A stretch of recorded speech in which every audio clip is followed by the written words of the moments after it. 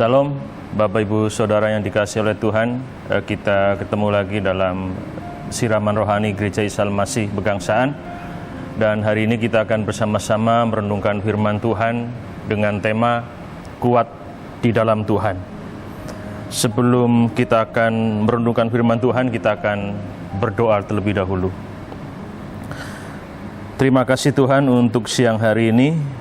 Tuhan masih memberikan kesempatan kepada kami untuk kami menikmati kebaikan dan kemurahan Tuhan.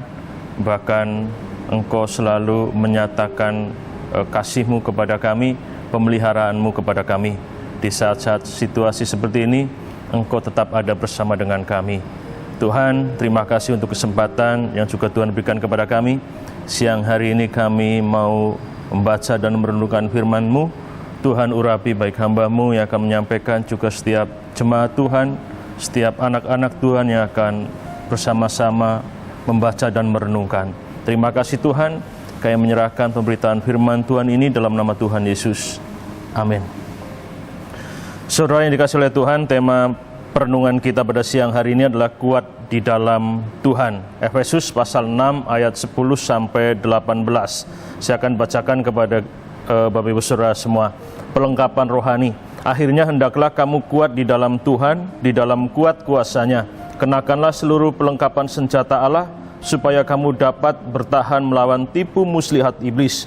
Karena perjuangan kita bukanlah melawan darah dan daging, tetapi melawan pemerintah-pemerintah, melawan penguasa-penguasa, melawan penghulu-penghulu dunia yang gelap ini, melawan roh-roh jahat di udara. Sebab itu ambillah seluruh pelengkapan senjata Allah, supaya kamu dapat mengadakan perlawanan pada hari yang jahat itu, dan tetap berdiri sesudah kamu menyelesaikan segala sesuatu. Jadi berdirilah tegap, berikat pinggangkan kebenaran, dan berbaju sirahkan keadilan. Kakimu berkasut kerelaan untuk memberitakan Injil damai sejahtera. Dalam segala keadaan pergunakanlah perisai iman, sebab dengan perisai itu kamu akan dapat memadamkan semua panah api dari si jahat.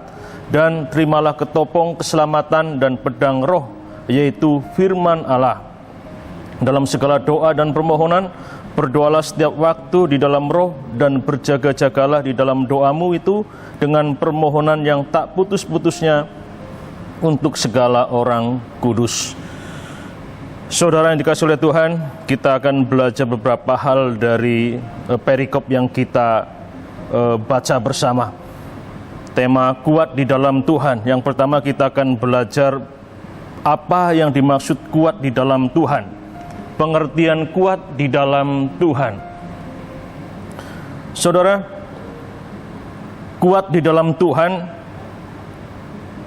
dalam terjemahan Perjanjian Baru, dalam terjemahan bahasa Yunani, itu kata hendaklah kamu kuat merupakan kata perintah tapi dalam bentuk pasif. Jadi kata imperatif tapi dalam bentuk pasif. Jadi kalau diterjemahkan secara bebas, kira-kira hendaklah kamu dikuatkan. Hendaklah kamu kuat itu sama dengan hendaklah kamu dikuatkan. Jadi perintah tapi pasif. Perintahnya supaya kita bersedia atau kita mau untuk dikuatkan. Artinya ketika kita bicara tentang kuat di dalam Tuhan, kita menjadi kuat bukan karena diri kita, bukan berasal dari dalam diri kita sehingga kita menjadi kuat. Bukan usaha kita untuk membuat diri kita menjadi kuat di dalam Tuhan, bukan. Tapi perintah dalam bentuk pasif, hendaklah kamu dikuatkan. Artinya Tuhan mau kita bersedia untuk dikuatkan oleh Tuhan. Berarti kekuatan itu bukan berasal dari dalam diri kita, tapi berasal dari luar diri kita. Dari luar diri kita, yaitu dari Tuhan sendiri. Tuhan yang akan memberikan kekuatan, Tuhan yang akan menguatkan kita. Jadi ada sesuatu dari luar diri kita yang membuat kita kuat, yaitu kuasa Tuhan. Jadi ketika kita berbicara tentang kuat di dalam Tuhan, bukan berbicara tentang kemampuan kita, tapi berbicara tentang kemauan kita. Kemauan kita dikuatkan oleh Tuhan. Kemauan kita untuk taat, menerima kekuatan atau kuasa dari Tuhan. Hendaklah kamu dikuatkan. Itu yang dimaksud kuat di dalam Tuhan. Artinya kita bersedia dikuatkan oleh Tuhan. Yang kedua, kita belajar kenapa kita harus bersedia dikuatkan oleh Tuhan atau kita harus kuat di dalam Tuhan. Alasannya ayat yang ke-11 dan 12, saudara perhatikan. Kenakanlah seluruh perlengkapan senjata Allah supaya kamu dapat bertahan melawan tipu muslihat iblis, karena perjuangan kita bukanlah melawan darah dan daging, tetapi melawan pemerintah-pemerintah, melawan penguasa-penguasa, melawan penghulu-penghulu dunia yang gelap ini, melawan roh-roh jahat di udara. Jadi alasan kita harus kuat di dalam Tuhan karena hidup kita itu merupakan peperangan rohani. Hidup menghadapi peperangan rohani. Saudara yang dikasihi oleh Tuhan, Rasul Paulus dalam suratnya kepada jemaat di kota Korintus menggambarkan kehidupan itu seperti sebuah perlombaan lari dan sebuah pertandingan tinju. Saudara bisa baca dalam 1 Korintus 9 ayat 26. Jadi kehidupan digambarkan oleh Rasul Paulus seperti sebuah perlombaan lari atau sebuah pertandingan tinju. Sehingga di situ Rasul Paulus mengatakan bukan menjadi pelari yang berlari tanpa tujuan atau bukan seperti petinju yang sembarangan memukul. Tapi dalam suratnya kepada jemaat di kota Efesus, Rasul Paulus menggambarkan bahwa kehidupan itu bukan seperti perlombaan atau pertandingan, tapi digambarkan seperti sebuah peperangan. Saudara, peperangan dan perlombaan tentunya sangat berbeda. Ketika kita mengalami kekalahan, ketika saudara atau saya mengalami kekalahan dalam sebuah perlombaan atau pertandingan, paling besar resikonya adalah kita tidak mendapatkan hadiah ataupun malu karena kita kalah. Tapi ketika dalam sebuah pertempuran, dalam sebuah peperangan, ketika kita kalah, kita bukan sekedar malu atau tidak mendapatkan bagian, tidak mendapatkan hadiah. Tapi ketika kita kalah, kita akan menjadi tawanan, kita akan dikuasai, bahkan mungkin kita juga bisa diperbudak oleh pribadi yang mengalahkan kita.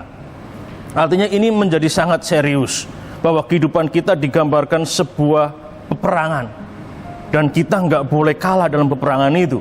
Karena kalau kita kalah, berarti kita akan dikuasai oleh pribadi yang mengalahkan kita, yaitu kalau di situ dikatakan iblis, pemerintah, penguasa, penghulu dunia gelap, dan roh-roh jahat di udara.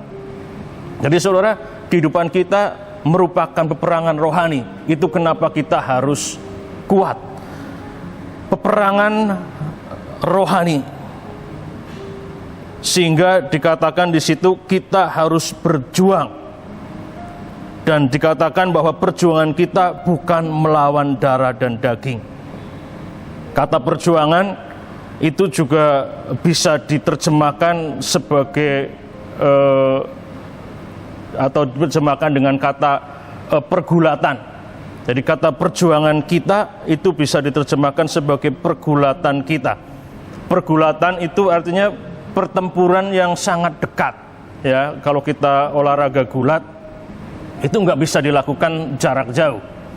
Kalau tinju atau mungkin taekwondo atau olahraga yang lain mungkin bisa tanpa bersentuhan, bisa melakukan serangan atau bisa melakukan sebuah serangan-serangan atau sebuah tindakan-tindakan untuk mengalahkan lawannya. Tapi ketika bicara tentang pergulatan, itu berarti harus dekat. Jadi pergulatan kita bukan melawan darah daging. Ini mau menjelaskan bahwa ketika kita berjuang, yang kita lawan terkadang tidak jauh, tapi memang ada dekat dengan kita.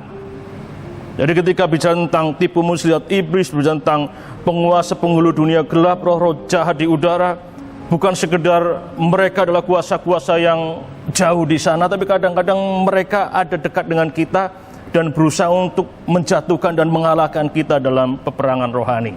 Oleh karenanya kita harus kuat. Kenapa? karena kita sedang melakukan atau menghadapi peperangan rohani. Dan lawan kita bisa menyerang dari jarak jauh, tapi juga bisa bertempur, bisa bergulat dari jarak dekat. Itu kenapa kita harus sungguh-sungguh bersedia menjadi kuat atau dikuatkan oleh Tuhan. Yang ketiga, kita akan belajar cara hidup kuat di dalam Tuhan. Kalau kita baca 13-18 dikatakan bahwa harus mengambil dan mengenakan seluruh perlengkapan senjata Allah. Jadi bagaimana supaya kita bisa bertempur, bergulat, berperang, dan akhirnya kita bisa menang. Kita harus menggunakan dan mengambil seluruh perlengkapan senjata Allah. Di situ ada ikat pinggang kebenaran, ada baju sirah keadilan, kasut kerelaan memberitakan Injil, perisai iman, ketopang keselamatan, pedang roh yaitu firman Tuhan. Jadi bagaimana kita menjalani hidup kita yang merupakan peperangan rohani, kita harus senantiasa mengambil dan mengenakan seluruh perlengkapan senjata Allah. Dan yang kedua adalah tetap berjaga-jaga di dalam doa. Mengambil dan mengenakan seluruh perlengkapan senjata Allah dan tetap berjaga-jaga di dalam doa. Dikatakan bahwa perlengkapan senjata Allah ada ikat pinggang kebenaran, ada baju sirah keadilan, kasut kerelaan untuk memberitakan Injil, perisai iman, ketopong keselamatan, pedang roh yaitu firman Tuhan. Saudara, salah satu yang merupakan perlengkapan senjata Allah adalah ikat pinggang kebenaran. Artinya kita harus hidup sungguh-sungguh di dalam kebenaran. Beberapa tahun yang lalu mungkin ada orang yang mengatakan bahwa kebaikan itu relatif dan kebenaran itu mutlak. Tapi orang zaman sekarang menuntut bahwa kebenaran itu harus menjadi benar-benar baik. Ya, jadi kalau kita bicara tentang kebenaran, itu juga berbicara tentang hal yang baik.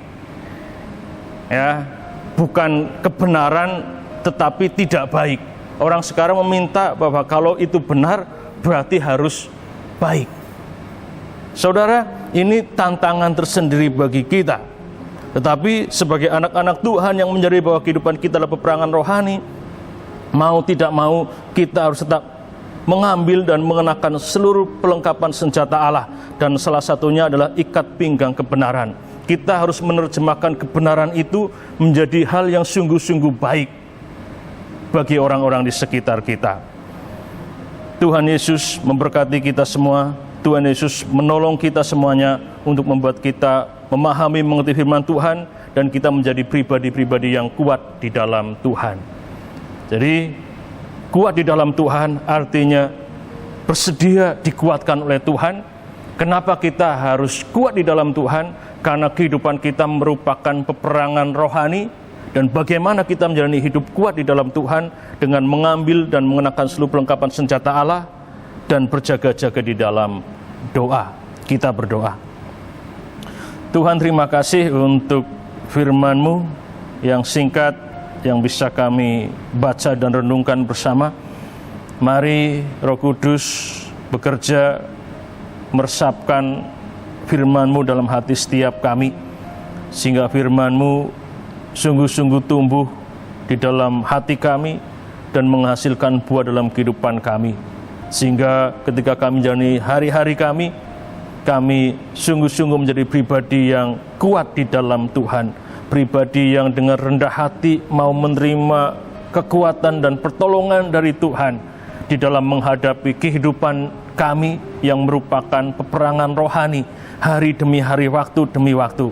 Dan firman menasihatkan kepada kami supaya kami tetap mengambil dan mengenakan seluruh perlengkapan senjata Allah, bahkan kami tetap berjaga-jaga di dalam doa-doa kami. Terima kasih Tuhan, Engkau berkati setiap jemaat Tuhan yang sudah mendengarkan dan merenungkan firman Tuhan ini bersama-sama. Saya bersyukur di dalam nama Tuhan Yesus. Amin.